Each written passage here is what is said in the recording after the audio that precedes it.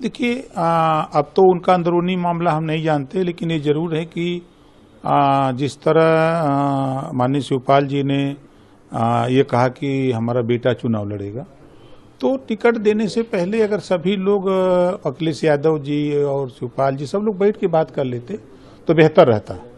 लेकिन वो अपने मन से घोषणा कर दिए, अखिलेश जी ने उनको कह दिया, वो अपने बेटे को कह दिए, तो कहीं ना कहीं भ्रांति बीच में दिखती है।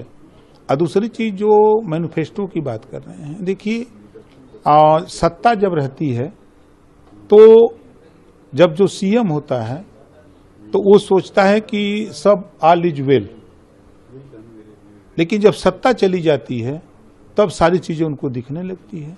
तो 5 साल सत्ता में थे तो जातिवार जनगणना नहीं कराई, पावर उनके पास था। 27% आरक्षण को बांट करके सबको देने की बात, पावर उनके पास था। सामाजिक न्याय समिति की रिपोर्ट लागू नहीं कर पाए, पावर उनके पास था। जो चाहते वो कर सकते थे, लेकिन उस समय याद नहीं आए।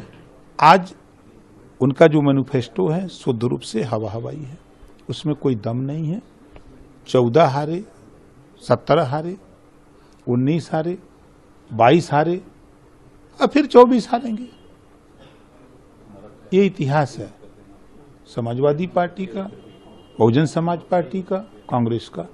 तो ये मैनिफेस्टो तो हमने बहुत देखा है, जब जब चुनाव आता है तब तब पार्टियां अपना मैनिफेस्टो लेके आती हैं, लेकिन जब सत्ता पा जाते हैं तो मैनिफेस्टो से दूर हट करके, देखिए अब तो उनका अंदरूनी मामला हम नहीं जानते, लेकिन ये जरूर है कि जिस तरह माननीय शिवपाल जी ने ये कहा कि हमारा बेटा चुनाव लड़ेगा, तो टिकट देने से पहले अगर सभी लोग अखिलेश यादव जी और शिवपाल जी सब लोग बैठ के बात कर लेते तो बेहतर रहता।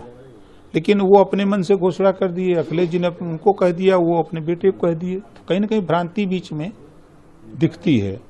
और दूसरी चीज जो मैनिफेस्टो की बात कर रहे हैं, देखिए सत्ता जब रहती है तो जब जो सीएम होता है तो वो सोचता है कि सब ऑल इज वेल, लेकिन जब सत्ता चली जाती है तब सारी चीजें उनको दिखने लगती है। तो 5 साल सत्ता में थे तो जातिवार जनगणना नहीं कराई, पावर उनके पास था।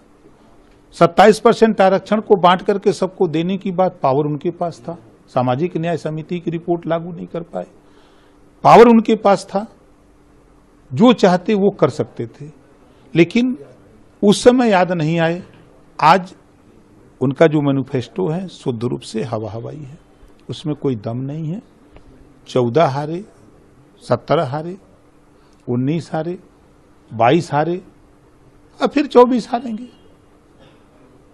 ये इतिहास है समाजवादी पार्टी का, बहुजन समाज पार्टी का, कांग्रेस का।